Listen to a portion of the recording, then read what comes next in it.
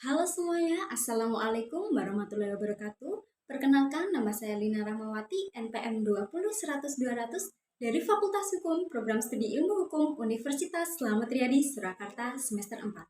Dalam kesempatan kali ini, izinkan saya untuk menerangkan tentang hak guna bangunan. Apa sih hak guna bangunan itu? Dalam pengertiannya, hak guna bangunan adalah hak untuk mendirikan dan mempunyai bangunan atas tanah yang bukan miliknya sendiri dengan jangka waktu paling lama 30 tahun dan dapat diperpanjang dengan jangka waktu paling lama 20 tahun. Asal tanah hak guna bangunan.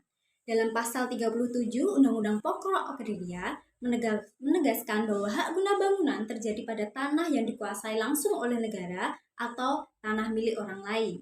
Dan dalam pasal 21 PP nomor 40 tahun 1996 menegaskan tanah yang dapat diberikan dengan hak guna bangunan adalah tanah negara, tanah hak pengelolaan, atau tanah hak milik. Selanjutnya mengenai subjek hak guna bangunan.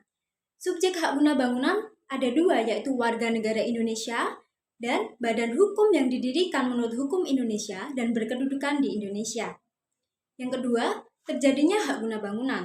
Terjadinya hak guna bangunan yaitu yang pertama, hak guna bangunan atas tanah negara, yang kedua, hak guna bangunan atas tanah hak pengelolaan, yang ketiga, hak guna bangunan atas hak milik.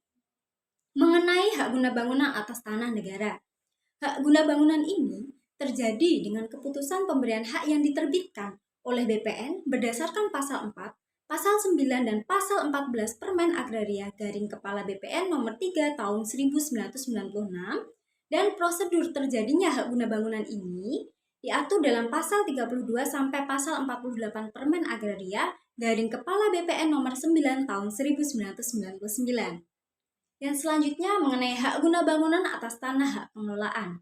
Hak guna bangunan ini terjadi dengan keputusan pemberian hak usul pemegang hak pengelolaan yang diterbitkan oleh BPN berdasarkan pasal 4 Permen Agraria Garing Kepala BPN nomor 3 tahun 1999. Dan prosedur terjadinya hak guna bangunan ini diatur dalam Permen Agraria Garing Kepala BPN nomor 9 tahun 1999. Yang selanjutnya mengenai hak guna bangunan atas tanah hak milik. Hak guna bangunan ini terjadi dengan pemberian oleh pemegang hak milik dengan akta yang dibuat oleh PPAT. Yang selanjutnya mengenai jangka waktu hak guna bangunan. Dalam pasal 26 sampai dengan pasal 29 PP nomor 40 tahun 1996, hal itu menerangkan tentang jangka waktu hak guna bangunan. Yang pertama, jangka waktu hak guna bangunan atas tanah negara.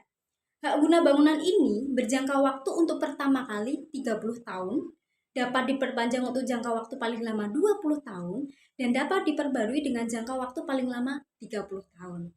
Yang selanjutnya, hak guna bangunan atas tanah pengelolaan. Hak guna bangunan ini berjangka waktu pertama kali 30 tahun, dapat diperpanjang untuk jangka waktu paling lama 20 tahun, dan dapat diperbarui dengan jangka waktu paling lama 30 tahun. Yang selanjutnya, tentang jangka waktu hak guna bangunan atas tanah hak milik. Hak guna bangunan ini berjangka waktu paling lama 30 tahun, tidak dapat diperpanjang jangka waktunya, dan namun atas kesepakatan antara pemilik tanah dengan pemegang hak guna bangunan dapat diperbarui dengan pemberian hak guna bangunan yang baru dengan akta yang dibuat oleh PPAT dan wajib didaftarkan pada kantor pertahanan kabupaten atau kota setempat. Selanjutnya mengenai kewajiban pemegang hak guna bangunan. Dalam pasal 30 dan pasal 31 PP nomor 40 tahun 1996, kewajibannya yaitu yang pertama, membayar uang pemasukan yang jumlah dan cara pembayarannya ditetapkan dalam keputusan pemberian haknya. Yang kedua, menggunakan tanah sesuai dengan peruntukannya dan persyaratannya sebagaimana ditetapkan dalam keputusan dan perjanjian pemberiannya. Yang ketiga, memelihara dengan baik tanah dan bangunan yang ada di atasnya, serta menjaga lingkungan hidup. Yang selanjutnya, menyerahkan kembali tanah yang diberikan dengan hak guna bangunan kepada negara, pemegang hak pengelolaan, atau pemegang hak milik sesudah hak guna bangunan itu dihapus.